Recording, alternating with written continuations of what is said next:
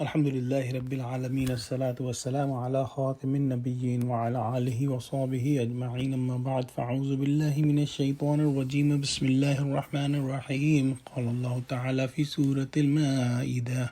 قد سألها قوم من قبلكم ثم أصبحوا بها كافرين. Translation: Nations before you did ask such questions and they became disbelievers after denying the truth. In the previous ayah, we studied about asking meaningless multiple questions about things that are not of significant importance, and this should not be done. In today's ayah, Allah subhanahu wa ta'ala is mentioning that people before you asked questions like that, and when they were given the answer, they did not take advantage of that and did not follow the commands.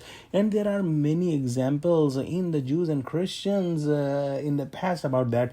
Hazrat Isa alayhi salam's disciples asked about the Maida, or the tray of food that was sent from the sky, and then the commandment was that whatever you can eat from it, eat, but do not take anything from it for later. But they did not follow this commandment and they became sinful. Similarly, the people of Thamud asked that there should come out a female camel from this mountain, and when the female camel came out, they did not believe in it as a sign of Allah subhanahu wa ta'ala and killed the female camel. It is important to understand that this topic is about the useless questions, but if there is a genuine question somebody has about the deen, there is no harm in asking about it. Prophet Muhammad sallallahu alaihi wasallam said that one beauty of a person's Islam is this, that he leaves the thing that is useless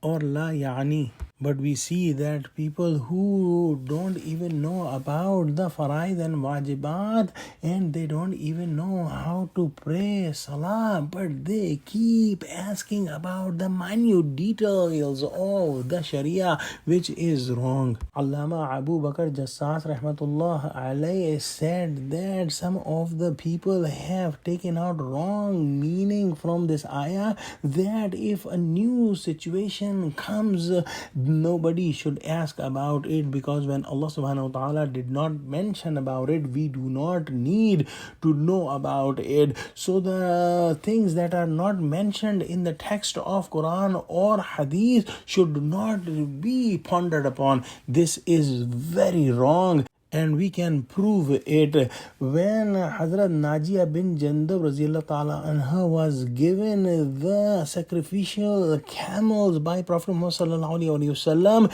he asked that, "Oh Prophet Muhammad Sallallahu Alaihi Wasallam, if some of the animal is sick, what should I do about it?" Prophet Muhammad Sallallahu Alaihi Wasallam said that you should sacrifice it even before reaching Mecca, and put the color of this, which is showing that this is the animal of sacrifice, in the blood of the animal. So it proves that this Sahabi Hazrat Najia bin Jandab Raziyallahu Ta'ala anhu, who asked a question that was about a possible situation that did not actually happen, but Prophet Muhammad Sallallahu Alaihi Wasallam did not get upset about that, and he gave the answer to that potentially happening situation of the future. Similarly, there are several other incidences like that, which proves that asking a question in deen that may happen in the future, or that's a new situation or new thing, is not prohibited. And we see that the Sahaba Karam Raziyallahu Ta'ala anhum used to gather